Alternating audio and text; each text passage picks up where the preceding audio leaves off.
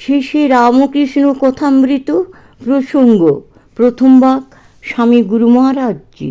আমি আমার বোধ ও মৃত্যু ভয়। ঠাকুরের পর বলছেন আমি আর আমার অজ্ঞান, এই যে আমাদের আমি আমার বোধ, এটি সর্বদুঃখের কারণ। বাস্তবিক আমির গণ্ডিটুকু ভেঙে দেওয়া যায় যদি, তাহলে আমিকে কোথাও পাবো না।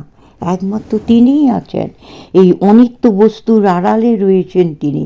বিচার করে দেখা যাবে আমি শরীর, না হাড়, না মাংস, না অন্য কিছু। এসব কিছুই নয়। কোনো উপাধি নেই আমাতে। উপাধি হচ্ছে বিশেষ রূপ, যাহা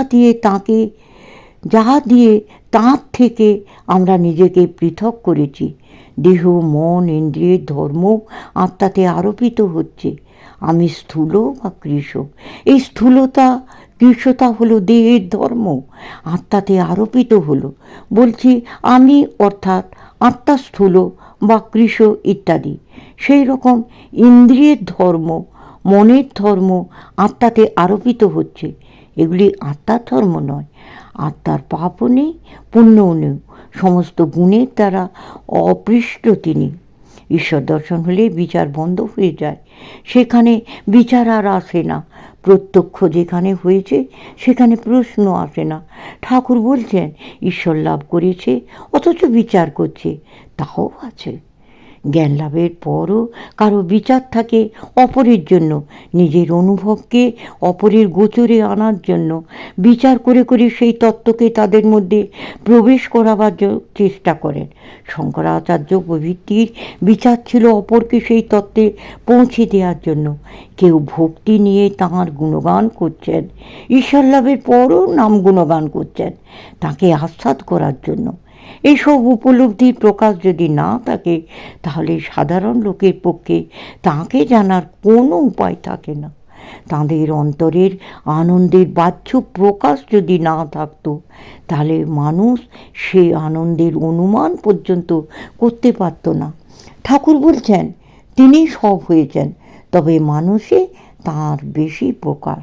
মানুষের মধ্যে চৈতন্যের খুব স্পষ্ট অভিব্যক্তি রয়েছে, আবার মানুষের মধ্যে শুদ্ধ সত্যের ভিতর তাঁর প্রকাশ অতি স্পষ্ট। জ্ঞানীকে এই জন্য ভগবান আত্মস্বরূপ বলছেন। অধর সেন তাঁর বন্ধু শারদাচরণকে নিয়ে এসেছেন। বন্ধুর ছেলে মারা গিয়েছে, ঠাকুরের কাছে পুত্রশোকের কথা নিবেদন করলেন। ঠাকুর আপনার মনে গান গাইছেন, জীব সাজে সমরে রণবেশে কাল প্রবেশে তোর ঘরে। এই সংসার যুদ্ধক্ষেত্র, যোদ্ধারূপে কাল এসেছে, তার সঙ্গে যুদ্ধ করতে হবে। মৃত্যু যে অবধারিত, তাকে ভুলে থাকি বলে সে যখন আসে তার বিরুদ্ধে রুখে দাঁড়াবার ক্ষমতা আমাদের থাকে না। জ্ঞান ভক্তির সাহায্যে নিজেকে দৃঢ় করতে হবে, নিজের স্বরূপ জেনে তাকে অতিক্রম করতে হবে, এছাড়া পথ নেই। কাল ঘরে প্রবেশ করেছে, তার নাম রূপ অস্ত্র নিয়ে যুদ্ধ করতে হবে। যুদ্ধ করার কথা প্রথমে বলল, পরে আবার বলছেন যেমন করাও তেমনি করি, যেমন বলাও তেমনি বলি, তাকে মুক্তারে দাও। পূর্ণ শরণাগতির বোধ থাকলে যুদ্ধ করতে হবে না। আমি যতক্ষণ, যুদ্ধ ততক্ষণ। ঠাকুর পুত্রশোকে কাতরকে শুধু উপদেশই দিলেন না, তার দুঃখ ঠাকুরকে স্পর্শ করেছে, তাই বলছেন শোক হবে না গা। তিনি সহানুভূতি সম্পন্ন। সাধারণ মানুষের দুঃখ তাকে স্পর্শ করেছে। মানুষ কি করবে তাহলে? এই হতাশায় ডুবে মরবে? তারপর ঠাকুর বলছেন এসব অনিত্য। গৃহ, পরিবার, সন্তান দুদিনের জন্য।